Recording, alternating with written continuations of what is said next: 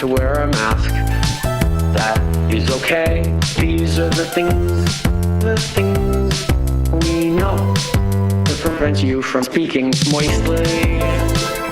Speaking moistly.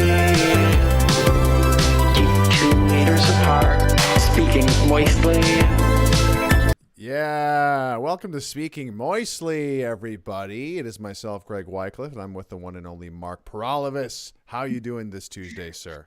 Wonderful. We've had some lovely weather, absolutely unbelievable weather, although it's very kind of weird, cloudy out there. But everything else is going swimmingly, except for our politics, which are unbelievably awful. Yeah. And getting worse. Yeah, absolutely. And, we kind of want to, talk about mass migration today, because this seems to be an issue that there is no really resistance to it in the House of Commons, unfortunately. We're going to be talking about, of course, the massive numbers of people coming into Canada, the plan to completely change the face of this nation, and basically the sort of encouragement from the Conservative Party. No sort of, their concern is we're not doing it fast enough. Yes, actually. The solution to every problem is more people. What's the solution to our healthcare problem, Mr. Poilievre? Well, obviously, increasing immigration is the solution to that. And what's the problem, or what's the solution to our housing shortage? More people. Yeah, obviously, because that increases density, I guess. Everybody just puts extra beds into rooms that used to be dining rooms or something, put them in the basement. I'm not sure. Extra beds in the basement, I've seen actually in Toronto recently where people are renting out, like you get a part of a room, you get a bed and a desk and a lamp, and that's what you get. And you rent that for $400 to $900. And there's 3 of them in like a room that used to be, one person's room. So density is increasing, and that's scary. Yeah. They've also just passed bills in Toronto where the footprint of a regular house can be like used for a fourplex now. So if you're a developer, you're going to bulldoze that house. Oh, that's disgusting. Yeah. And they're celebrating this. This is the solution, they're saying. That's disgusting. And it's so funny too. I'm just thinking, like, you'll point this out to like a normie or something, or a leftist or whatever, and they'll say, yeah, like the quality of life may be declining, but Canada is just such a free country, bro. Like, you can't even complain. You're not allowed to complain about anything, bro, because we're in a free country, bro. So I think it's interesting about the declining quality of life. The weaponization of somebody saying like, well, it's worse in, you choose a place. Like Canada is so much better than blah. And so we should accept this diminished quality of life because it's better than some other place. That's what they say. Objectively, like our money used to be worth more. Our money 20 years ago would buy more. Like 20 years ago, I was able to buy a house. It was a 1,200 square foot, 3 bedroom, and I made it into a 4-bedroom, 2-bathroom house with a backyard and a fence and a front porch. And it was like a semi-detached. It was downtown Guelph. And I bought it. And after the year 2000, I think it was like 2004 or something like that. But after the year 2000, I bought it for $115,000. Like nothing. Penny, like nothing, right? I looked at it and I said, well, this is insane to be paying rent when I could just like spend less money and own a house. Yeah. And I didn't quite get the economics of the whole thing, like at the time, but I jumped in and, my parents helped me and people helped me. So, but now you'd need $100,000 to buy a house. $100,000, they're laughing at you. You don't have any rich family back in China to lend you some money? I heard average cost across the country is $750,000. It's like $740K or something. Yeah. Like for a house, saving up $100,000 in this inflationary environment, $100,000, $200,000, you're throwing your money away. It's wild. And, back to what we were saying of how people are like, well, we're not Cambodia, so we have nothing to complain about. It's not as bad as Venezuela, so we have nothing to complain about. Once again, I feel like so many of these issues in Canada comes down to the apathy of the citizens. It comes down to this very sad demoralization where it's like, things can't be great. The possibility of things being better, the possibility of things like being something that we're proud of is like, no, we need to put everyone else before us, and we don't care how strenuous or uncomfortable or terrible it gets. We're just going to keep like, I'm trying to think of an analogy here, but it's almost like we're You know, it's if you were to talk to a psychologist or your therapist, it's like you have a people pleasing disorder, and Maybe. you are, you know, not putting your needs in front of others to the point where it's like you're you know, you're just not taking care of yourself at all at this point. Canadians are very friendly, but and you and I struggle back and forth with this a lot. I don't think that Canadians are to blame because this is happening everywhere. I know you think that they are, but I really don't. I think they're victimized. I think if you knew how bad things were in 1939 and you told people, they would think you're kind of crazy. And even if they believed you, they'd say, you know, how are we going to stop this Hitler guy? This Hitler guy seems pretty powerful. If you and me and like 10 of our friends stand up and say, Mr. Hitler, no, then we're probably going to get shot in the head. Like I've seen what happened to some people who stand up to that guy, and they're doing the same kind of thing now because they say, I don't have 10,000 trucks. I don't have 20,000 trucks to go down to Ottawa and say, Mr. Trudeau, we really don't like what you're doing with our country. Right. And the guys who did have 20,000 trucks, look what happened to those guys. And I'm not saying that I don't want that necessarily to happen to me, but they're trying to make a precedent. They're trying to chill the people's ability to protest. Look at what happened to Brazil. They had millions of people in the street and they still have Lula. Look at what's happened across the United States when Trump was in, and he was not perfect by any stretch of the imagination, but they burned down the country, you know, and they said, this is a peaceful protest. And the news said, this is a peaceful protest. So like you say, I don't understand why Canadians don't do anything. That's why they don't do anything. I completely get it because they have something to lose. And the government is making sure you understand, if you have a trucking business, we're going to take down your trucking business for as long as we possibly can. And then we're going to wait 15 months and then charge you with something. Did you see that guy who got charged recently? Jonker, yeah. Yeah. But you're implying what's funny about what you're saying right now is you're implying that the only reason that more Canadians aren't upset is that they're afraid of the consequences from the government. When I think it's self-censorship. Well, I would argue that there's a massive chunk of the population that don't even care, that aren't even following what's going on. And like I would say that chunk is like the people who I'm trying to shame and ridicule. This chunk of people who are like too self-involved or too busy or too disconnected from what it means to be Canadian to even give a shit. You know, like they're not even. I wish they were at the point of thinking about complaining about the government at that point. But I think a lot of them are so disenchanted with even following what's going on that they're kind of just passively accepting the sad state of affairs, and the government's just incompetent. The government's just incompetent. They just lie. Yeah, they're just corrupt a lot of the time. Nothing I can do about it. Politics is rigged anyway. Like they're still stuck. Actually, there's this concept that I was hearing Ferryman talk about, which is the rise of the radical center. And essentially, as more of this weird stuff goes on, as people are more effective by politics, it's this dangerous thing where the center is radicalizing. And that means that they are radically being like apathetic. They're radically being like, I'm not going to do anything. They're radically saying, I don't want to like join either side.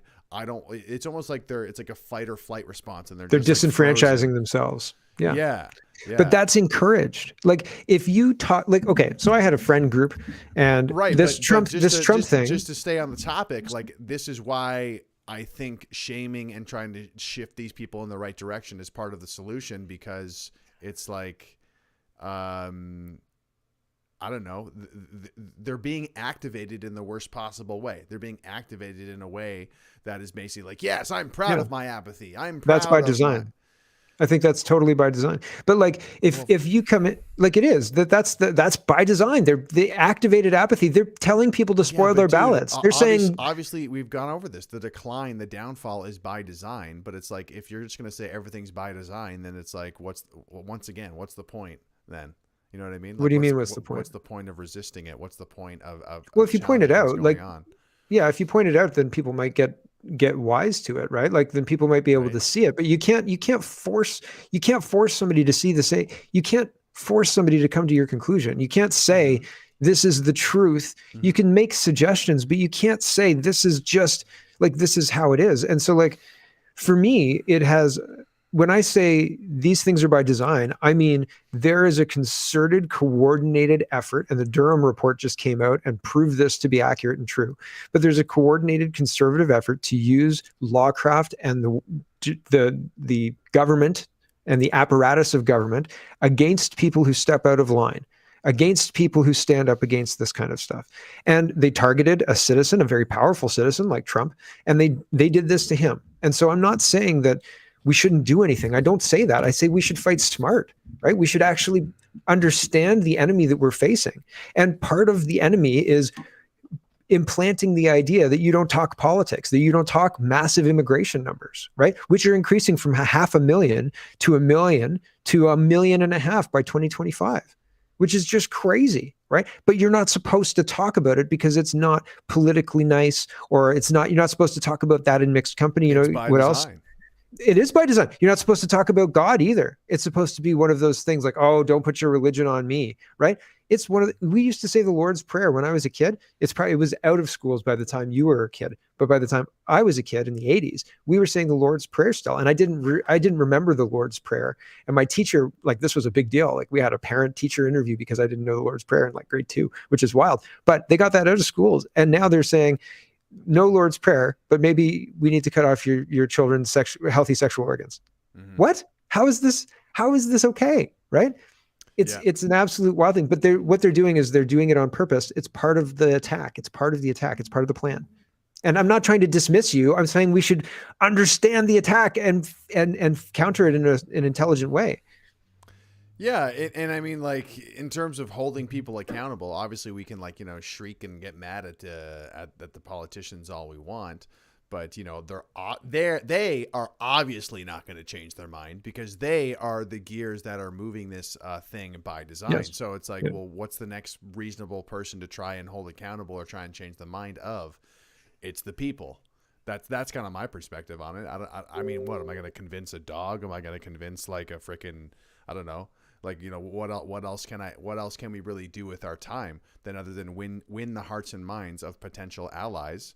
Because it's like we have the same, when it comes down to it, we have the same agenda of these people. We want the same things. We basically agree on all the same things. They are just kind of like in this kind of swamp. They're in their, you know, murky head of all this propaganda and everything.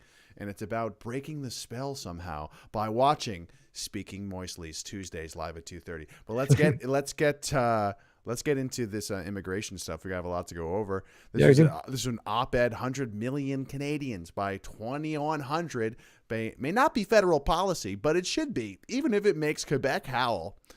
Do you know who wrote this? Was it just some random op-ed or what? Andrew Coyne wrote it. It's so terrible. The first part of it outlines all of the reasons why it's terrible. He's like, and he tries to be dismissive. He's like, what if the conservatives wail about how our healthcare would be overrun? Where will we house these people? The conservatives might say, where will they live? And I was like, where will they live? Where are they going to work? What are you doing? Yeah. So, but in the first like 3 paragraphs of the article, he totally takes every valid criticism and summarily dismisses them as conservative, wacky talking points, and then carries on to say, you know, immigration to 100 million, yes, capital Y, capital E, capital S, and it's crazy. Oh man, I'm sorry. I'm just feeling so angry right now. Like, I don't know what's happening. I wake up in the morning. So like when I get up in the morning, sometimes I see news like that, and I get kind of like, we have to fix this.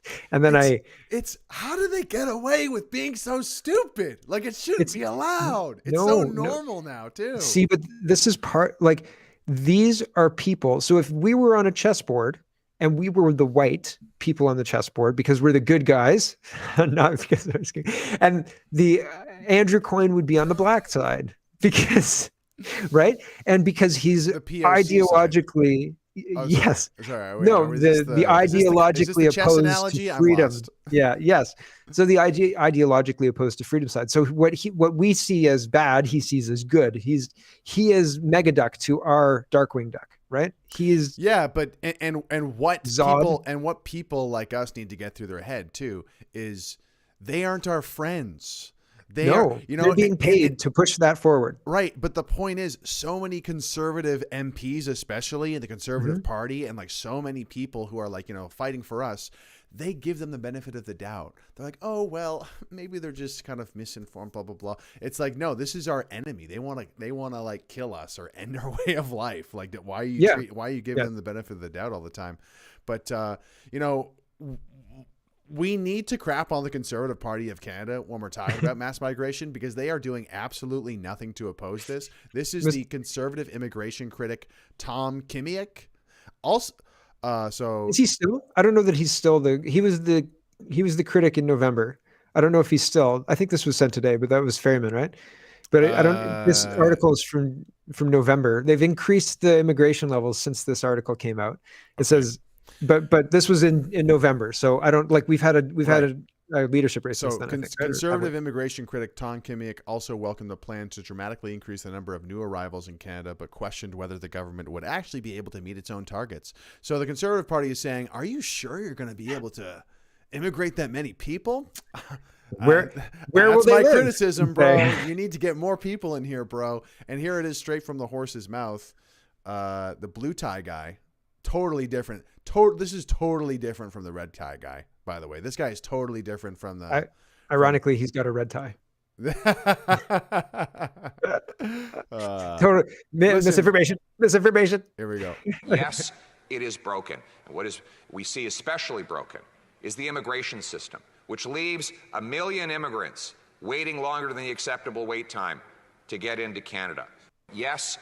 Wow, we're not getting them in fast enough. Yes. Well, there was a whole bunch that Poilievre got wrong during the pandemic as well. He said, you know what the problem with Canada is? We're not vaccinating fast enough, blah, blah, blah, blah, blah. Yeah, but he is viewed as our hero right now. I know. That's what so many people think. If they need a hero, we will provide them one. Yeah. Does that sound familiar, right? I didn't do it in the German accent, but I could if you wanted me to. Penetrate the cabinets. I think that it's interesting that if you have a question about this, say you were like running an independent news outpost in, say, like Alberta, which used to be a free place, and say you went to ask the NDP a question and they got you arrested instead. Isn't that like crazy? Wouldn't that be a crazy tale of like 1939 or 1940s? But it happened to Keane Bexte of the Countersignal yesterday, the day before, and he was going to ask about why the NDP wanted to defund police, and instead of answering the question, Rachel Notley had him arrested and removed from her presser, and then called him a white supremacist protester, but he didn't protest at all. Yeah, so let's just watch the first clip here of like them trying to block him out. Media. Sorry, what was that? I would just like to ask you to leave because you're not accredited media, so you're not welcome at this. I actually am accredited. No, I know you have a plaque, a plastic piece around your neck, but you're not welcome here, and we'd like to ask you to leave. That's going to be tough because I have some questions for Rachel. Well, we'd like to ask you to leave. You're not welcome here. See what this means? Not welcome. So that's nice. So, and then this is her comments addressed. But there was, just before you do that, there was an invitation sent out that said all journalists, and Keane is an accredited journalist. And I mean, like, he does break news. Like, his site is like the Rebel News site, and he breaks news stories. He's done investigative pieces. He's done really like light pieces. So he's a journalist as far as I can tell. And I mean, I don't need Justin Trudeau's approval to be a journalist. So I think it's really strange that Notley gets the final say, like it's really strange. Anyway, go ahead. That I've been very clear, we will not take questions from until they retract the hate speech that they published with respect to one of our caucus members. The protester today does not fit that description. The protester today is a protester, has a record of acting like a protester, regardless of what he may or may not call himself, and has a clear association with white supremacist groups. And so the answer is no. No. And they eat this up. The people on their side eat this up. Wow, they condemn the white supremacists. It's like it's literally a journalist who kind of just ideologically disagrees with you. Right. It's gross to see that that it's at this point. It's really they have a lot new, but they have a lot of Twitter bots as well, and like not just Twitter bots. Twitter bots is kind of one example of social media bots, but everywhere, Facebook, everywhere has similar kind of interventions, and people are paying for this. Like, you can go to Fiverr and buy your own bots if you want to, and have your own ideologically thing driven by these bots if you want to, and it doesn't cost all that much. So like, what they're doing, these look like real people. Oh, sure. But I mean, I would have to do the people in the people in that place. Sure. But there's a lot of media there, right?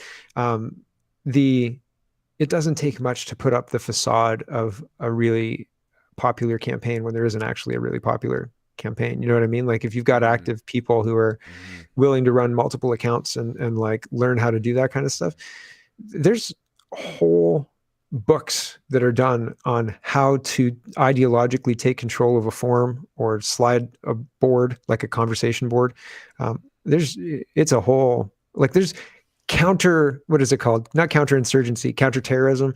There's whole books that are just based on working on the internet, and it's just wild. And there's a whole field of digital marketing now that's called reputation management, is it not? Yeah. Oh yeah. And that's all about manipulating opinions and the reputation of things via message boards, via Twitter, via comment sections and everything like that. Yeah. Well, speaking of that, I feel like it's relevant to bring up because people like to despair a lot. Oh my God, there's no hope. What are we gonna do? Well, there's actually two things happening that are kind of exciting in Canadian politics, which is Chris Sky is running for Toronto mayor, and Maxime Bernier is running in a by-election in southern Manitoba. And they're running candidates in every other by-election that's happening. I was misinformed, I guess. I thought that they were only doing the one riding because I had heard that people were telling Max to concentrate his funds on just the one riding. But and so anyway, the PPC HQ responded to one of my tweets, and they said, no, we're running candidates in all of the by-elections that are happening right now. So there's 4 or 5 that are running. So it's yes, Maxime Bernier, and it's a high profile one, and he's running in that riding because that was the highest profile. Like they got the most votes in that riding, and they lost to Candice Bergen, and I mean, like she was a good MP and she was a good interim leader of the CPC. I can't fault her, except the CPC is a terrible party. But other than that, I can fault her. What are you talking You can fault her. Okay, all right. I don't want to get into it, but I think that he's got a real shot, and hopefully the other candidates make a good showing. But my point with bringing Keane up, I want to get back to that, is that if you wanted to ask a question, say you disagreed with this ideological shift to doubling and then half again our population, and you went to ask a politician a question at a press availability, and you happen to be pressed, right? And you walk in and they say, you know what, you're actually a white supremacist terrorist protester. Excuse me, she didn't call him a terrorist, protester. You're a white supremacist protester, and we don't talk to your kind, and then they have you arrested. Would that make you feel like these people definitely want to help me and want to help the country? Or would that make you feel like these people don't give a shit about me? Like I feel like these people don't give a shit about me, and I'm just watching what's happening to Keane. And I mean, sure, I've got my own story, I've got my own little show and blah, blah, blah. But fundamentally, stuff like this is done, I think, to be demoralizing. And I think that we have to respond by being smart about how we're protesting. But I have to go soon. So Greg, what do you think? We're past the pale, dude. I know, man. We're far past the pale, especially since the trucker convoy. So it's like these people are communists. They're, like the reason that they don't want it. It's like, oh, they're doing it strategically for good reason. No, they are. They can't have their ideas. They can't defend their ideas. Their Did you ideas see? Don't stand up to questions. Their ideas Of course they don't. Scrutiny. So did you see that Marvel? So it's no, but once again, it's like. You're coming from the perspective. Is this person like? No, I'm not. My best interest in mind. Like, obviously not. They're driving. Obviously not. They're driving this. I know. Their agenda down our throats. Yes. Did you ever see Captain America: The Winter Soldier? Did you ever see that movie? No, I didn't. You didn't see that movie? Okay. Did you ever see the Shield season that was in that movie? No, you didn't see that? What's the analogy? What's going on? The analogy is everybody kept whispering "Hail Hydra," right? Like they'd be like, "Oh yeah, we definitely got to bring in all of these 100 million immigrants into Canada." Wink, wink, wink. And then all the people who had that meeting, they'd be like, "Hail Hydra," and so everybody knew they were like ideologically aligned. They don't have Hail Hydra. They say that guy's a white supremacist. What's his name? James Lindsay was talking about this. He was doing this lecture, and I was talking about this because it's bang on. But what they're doing is they're labeling their opponents as people who are doing wrongthink. Basically, it's the opposite of Hail Hydra, except all they do is they mark you for taking that person down. Like, this person's a white supremacist, and now you're a non-person non grata. You may as well not exist. And they're going to treat you as if you're a pariah. And that's the point. And the Hail Hydra people, they get to continue their game because they're enriching themselves and they're freezing out the Canadian public who are trying to break in and fix it. And I really got to go. Right. Well, I just to finalize that, I feel the biggest problem once again is the Conservative Party of Canada, because they're like, oh, the price of milk is the biggest issue. It's like, what about the fact that people are getting completely silenced, people are getting dehumanized, they're still getting arrested. They're not talking about any of this, And that's how they signal their allegiance. They're getting exactly, but this is an issue because so many people in our circles online still think, well, maybe Pierre's our guy. It's like, no, man, no. It's going to be really hard because the people that are around him, even if he is our guy, even if he is, like, let's give him 100%. And I know you don't want to, but let's pretend. Let's do a thought experiment. The party is so corrupt that he wouldn't be able to turn it anyway, and it would end up bad anyway. It would end up where we always end up, which is 2 or 3 years of maybe better policies or whatever, and then people getting upset because he's doing this or that or this or that, and then the next Justin Trudeau shows up and says, "I'm never going to do any of those things," big smile, and then comes in and starts bringing in 200 million people, and it's the same damn dance. And so I agree with you fundamentally, but it's one of those things. Anyway, I got to go, man. I'm sorry. I got to go get out of here. So. People say they can't hear me. They can hear me fine. Okay. This is the end of the show. Thanks for coming out. Where can they find you, Mark? I do a daily show about Canadian politics at CanadaPoly.com. You can check that out, and it would be lovely to see you. And thanks for having me, Greg. It's always fun to hang out. Awesome. Even when we disagree, especially when we disagree. That's okay. You'll come around. We'll be hating on the Conservative Party every day of the week soon. All right. Indeed. Thanks for watching, everybody. Talk to you soon. The things we know that prevent you from speaking moistly. Speaking moistly. Keep 2 meters apart. Speaking moistly. Speaking moistly. Keep 2 meters apart. Speaking moistly. I'm not a medical expert. These are the things